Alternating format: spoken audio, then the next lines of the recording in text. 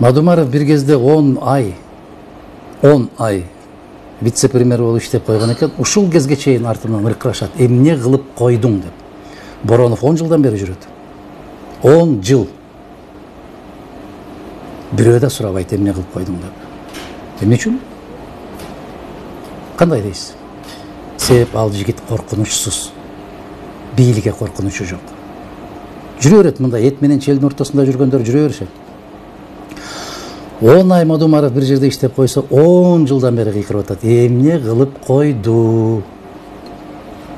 А бул жигит айтып атат, мен 7 жыл козголбой ордунан өзгөчө кырдаалдар министри болуп иштедим дейт.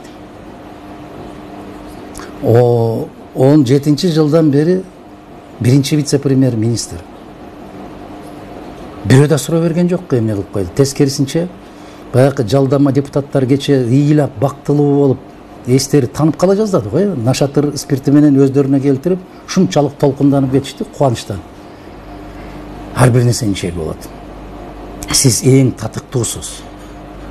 Сиз эң такшалгансыз, эң даярсыз. А кече Абылгазиев турганда эмне үчүн бул сөздү айтпадың? Мухаммедкалый, сен даяр эмессиң. Сен түш. Мол, Боронов даяр.